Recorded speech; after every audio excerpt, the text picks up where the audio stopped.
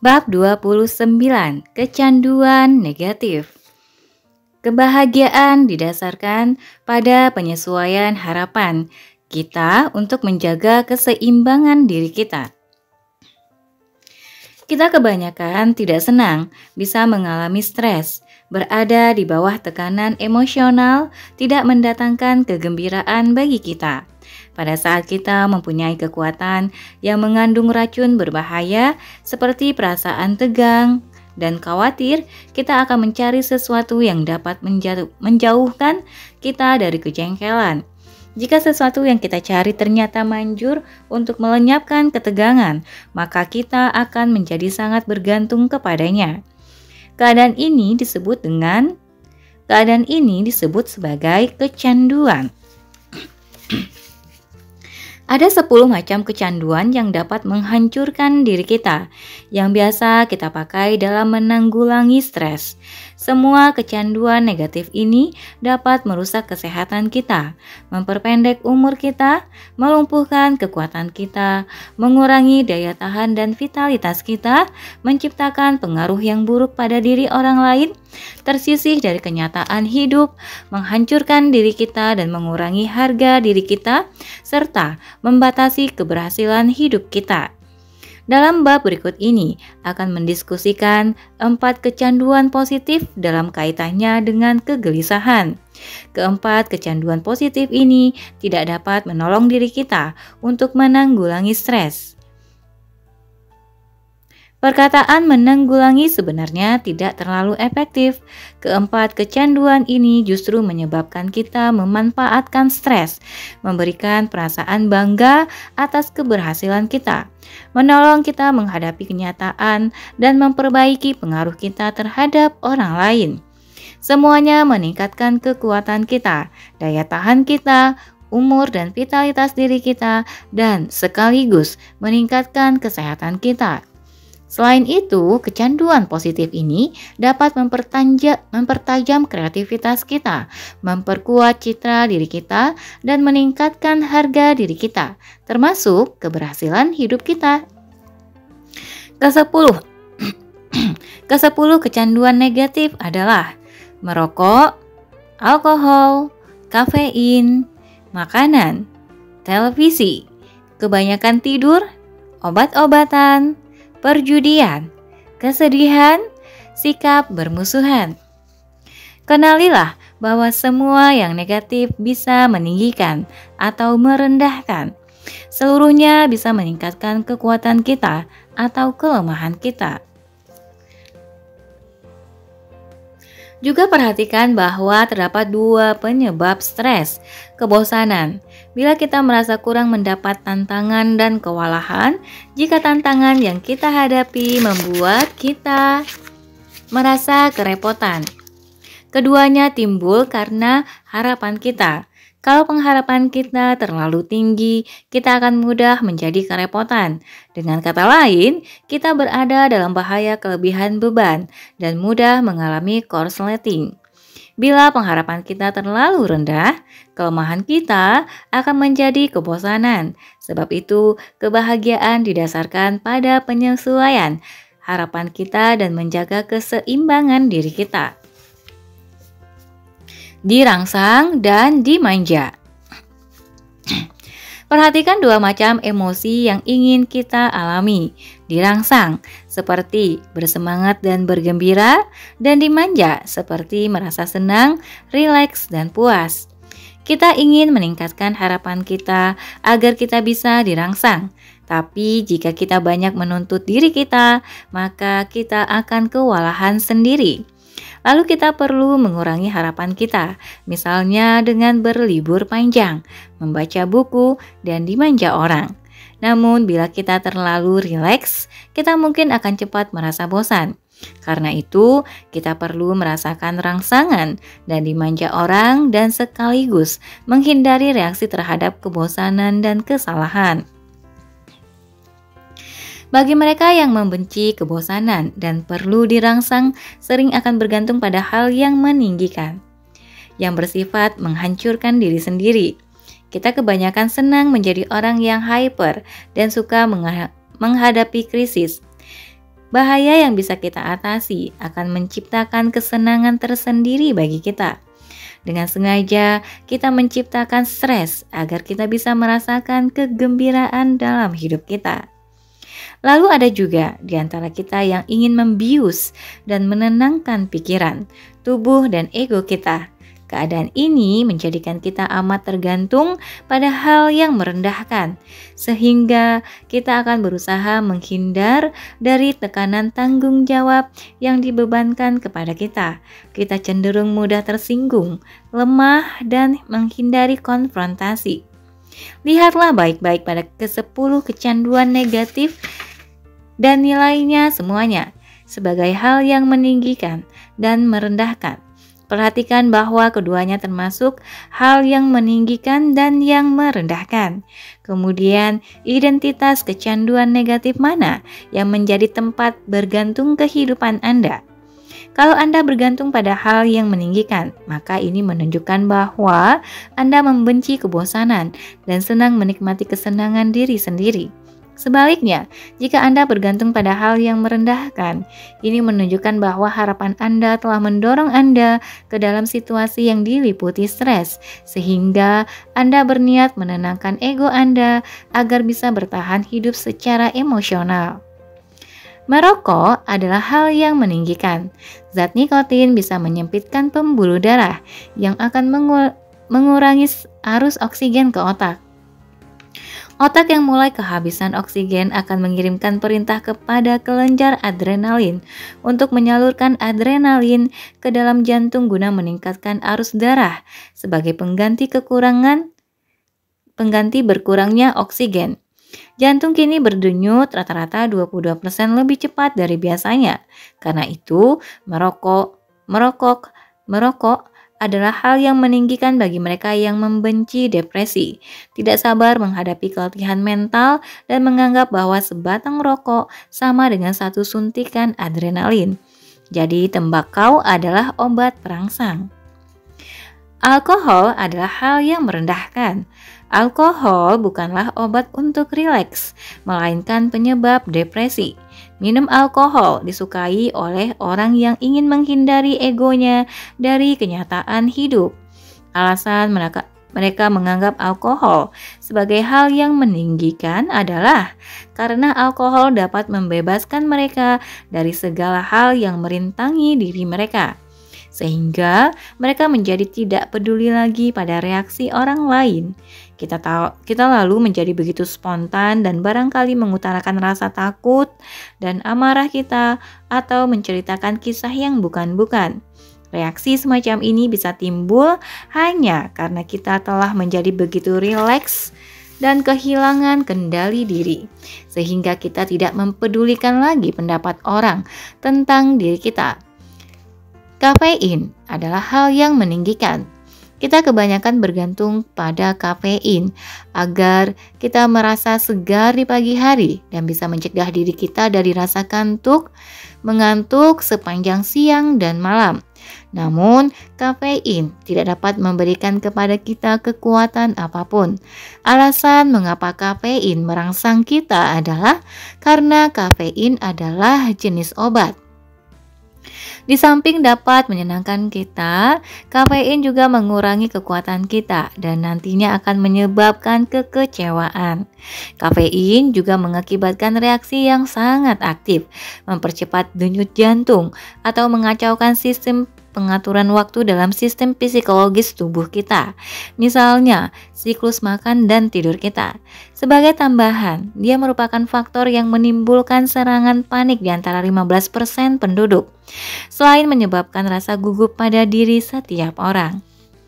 Bagi kita yang suka meneguk minuman yang mengandung kafein tapi tidak percaya bahwa kita telah kecanduan kafein, sebaiknya bereksperimen dengan menghindari minuman itu selama beberapa hari. Kita akan mengalami berbagai reaksi yang merupakan kebalikannya, misalnya susah bangun tidur di pagi hari atau mudah mengantuk di siang hari dan kepala kita sering terasa pusing. Makanan adalah hal yang meninggikan dan juga merendahkan. Gula yang diproses dengan mesin, disuling, dan siap dicernakan adalah hal yang meninggikan. Gula yang disuling memerlukan reaksi insulin yang dengan cepat walaupun bersifat sementara bisa menambah tenaga kita. Semua makanan yang bersifat merendahkan memerlukan waktu yang lama untuk dapat dicerna, sehingga menyebabkan kita menjadi lekas, gugup, mengantuk, dan loyo. Makanan ini adalah makanan yang banyak mengandung lemak dan protein, misalnya daging, telur, keju, susu bubuk, dadi, sosis, mentega, dan es krim. Diet ideal kita adalah karbohidrat yang kompleks, yang terdiri atas tepung terigu, sayur-sayuran, dan buah-buahan. Semua makanan ini mempunyai dua bahan ramuan yang penting. Bahan yang pertama adalah bahan serat yang diproses tubuh kita sedemikian rupa sehingga menyebabkan pikiran kita tetap segar dan tubuh kita dicuci bersih. Yang kedua adalah zat gula yang kompleks, di mana molekul dipecahkan secara perlahan-lahan sehingga dapat memberikan kepada kita tenaga yang konstan. Inilah alasannya mengapa jika kita pergi ke restoran Cina dan mengisi perut kita dengan nasi dan sayur-sayuran, kita akan berjalan meninggalkan tempat itu sambil berpikir, saya merasa seperti belum makan sebab kita tidak merasa kenyang. Perhatikan kaitan antara makanan dan stres. Kita sering dapat mengatasi stres bila menyantap makanan yang menimbulkan reaksi yang kita inginkan. Kalau kita mau menghilangkan perasaan depresi, maka makanan yang mengandung gula akan merangsang kita dengan reaksi yang cepat.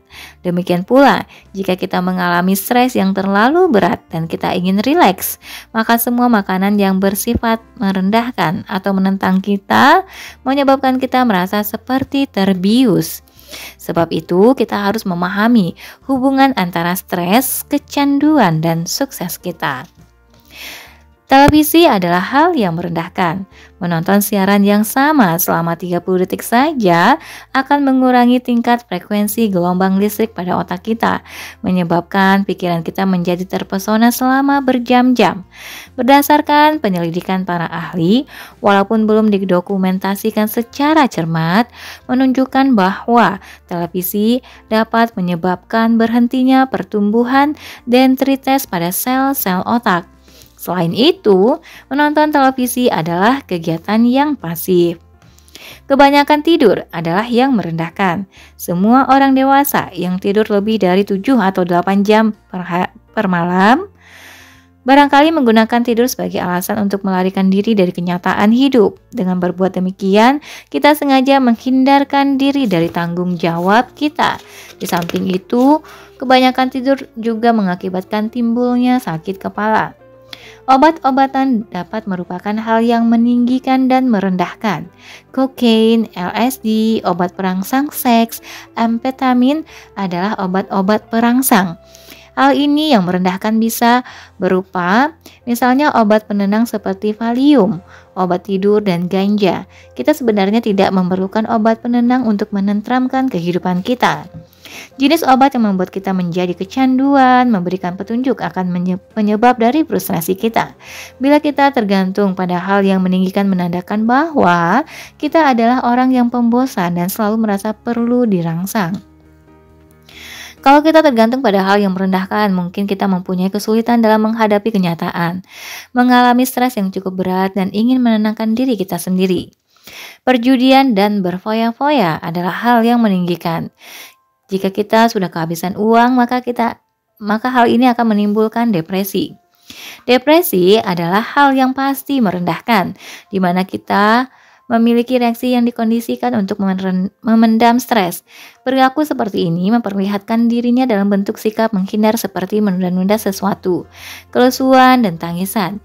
Kita kebanyakan memiliki reaksi yang dikondisikan untuk menyatakan stres kita dan menjadi beringas atau kasar. Sikap bermusuhan yang menyatakan dirinya dalam bentuk argumentasi dan mengganggu orang lain sekedar untuk menghibur diri kita adalah hal yang meninggikan. Menghindari ketergantungan. Langkah pertama guna melenyapkan kecanduan negatif adalah mengakui kebebasan diri kita. Jack Rooks setelah berhasil meniti karir sebagai penjual di bidang teknologi canggih, kemudian menjadi konsultan pemasaran dan penjualan. Sepanjang perjalanan hidupnya, dia telah banyak mengalami stres yang menambah keyakinannya bahwa semakin kita bertambah dewasa, kita makin dapat saling mengungkapkan kegagalan dan kesuksesan kita. Sebagaimana dengan kita, Jack juga mempunyai cita-cita. Namun, dia tidak mengetahui dengan pasti jalan mana yang harus ditempuhnya. Tadinya, dia memutuskan bahwa menjadi ahli farmasi merupakan pekerjaan yang profesional, sehingga untuk itu dia berhasil meraih gelar masternya. Kemudian, dia menyadari bahwa pekerjaan itu sangat tidak menyenangkan dirinya. Kebencian saya yang sangat kuat sekali sehingga saya menjadi amat sedih. Waktu itu saya berangkat tidur, begitu matahari terbenam dan baru bangun pada siang hari. Tapi meskipun telah tidur selama 12 jam, saya masih merasa lelah. Kemudian saya berkonsultasi ke dokter dan diberikan valium yang cukup banyak untuk mengubah diri saya menjadi zombie. Ini terjadi karena saya sangat membenci pekerjaan saya.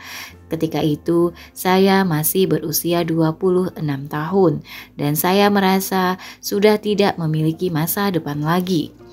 Saat itu saya hanya punya dua pilihan, terus merasa sengsara dan bersedih hati atau membuat keputusan yang pasti tentang kehidupan saya.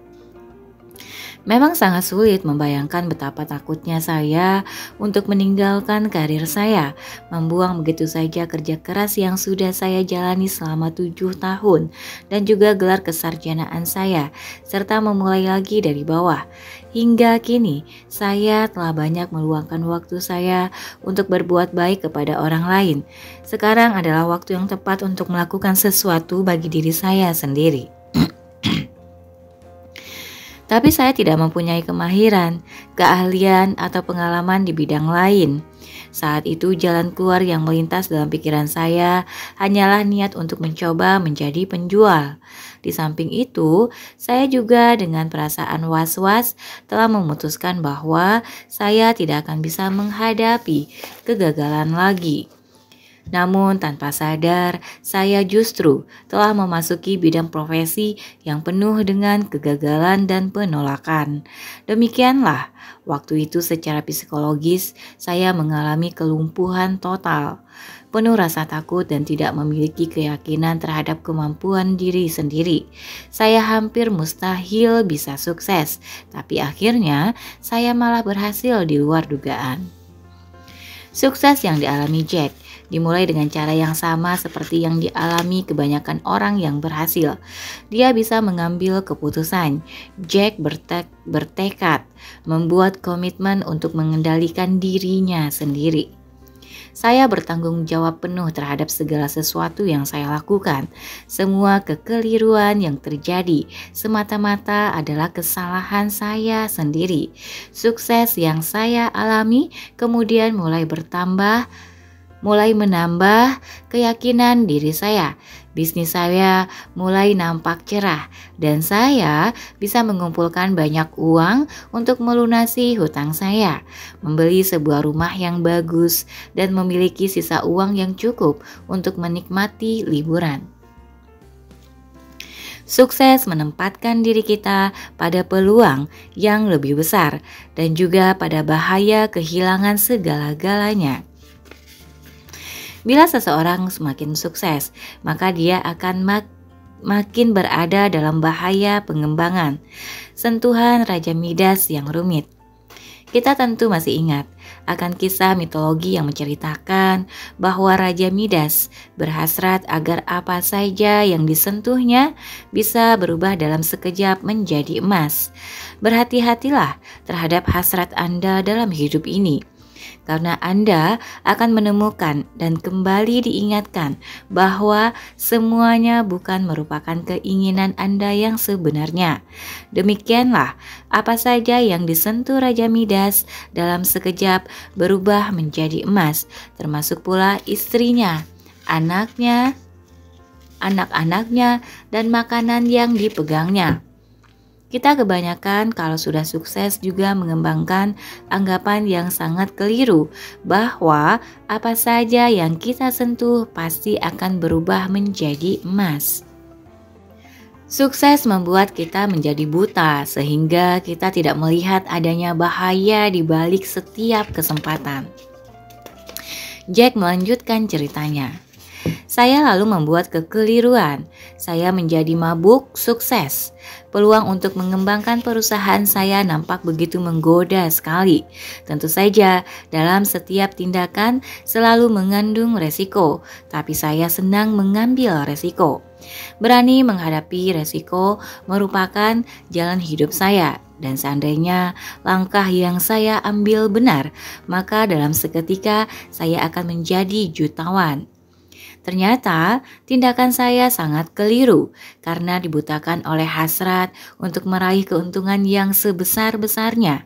Dalam waktu 11 bulan, saya telah berubah dari pengusaha sukses yang memiliki uang banyak di bank menjadi orang yang bangkrut.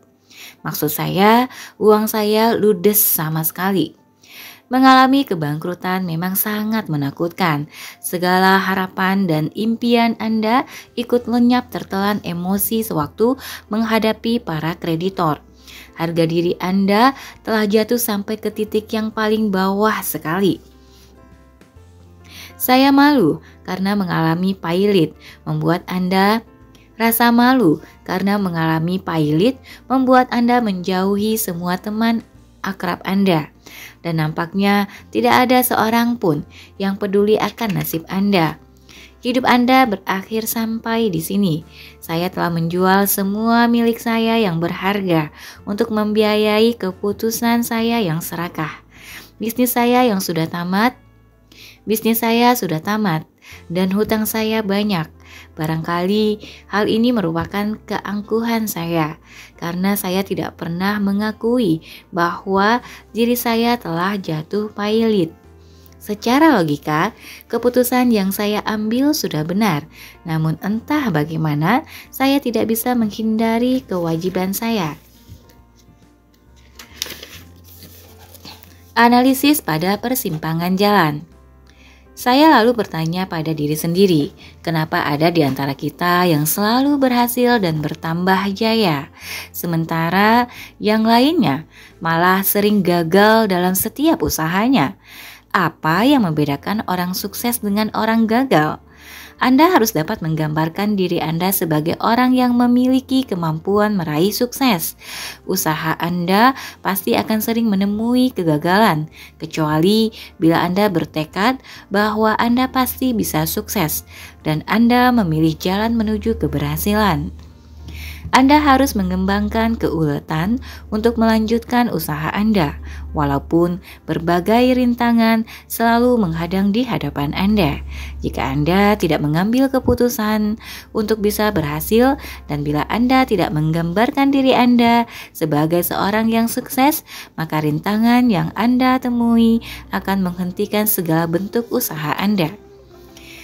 Citra diri dan stres. Apa yang akan dikatakan orang mengenai citra diri kita kalau kita masih berharap pada kecanduan yang negatif?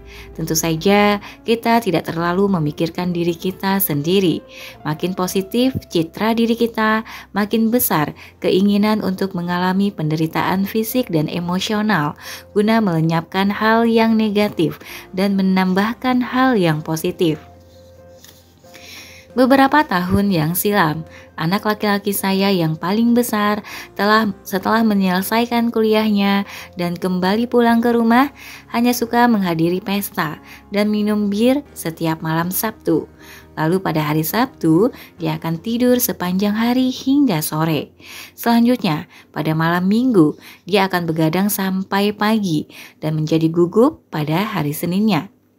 Saya menyatakan keprihatinan saya dengan menganggap bahwa dia mungkin ketagihan minuman keras.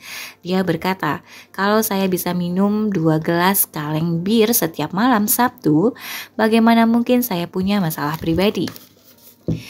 Selagi dia terus bersikap seperti itu, anak saya yang perempuan, Michelle, berkata kepadanya, Ayah bilang, kita masing-masing mempunyai seorang anak kecil di dalam diri kita, dan kita harus bersikap baik kepada anak kita. Apa kamu telah bersikap baik terhadap anakmu sendiri? Arthur kemudian bergabung dengan kelompok AA dan menjadi orang yang penurut bertahun-tahun lamanya. Kita harus bisa merawat anak yang berada di dalam diri kita. Kita sebaiknya bersikap baik terhadap diri kita sendiri. Penyebab stres adalah kebosanan dan kewalahan. Tingkatkan harapan kita. Kalau kita merasa bosan, dan bersabarlah bila kita mengalami kerepotan. Makin kuat citra diri kita, makin mudah kita melenyapkan kecanduan negatif.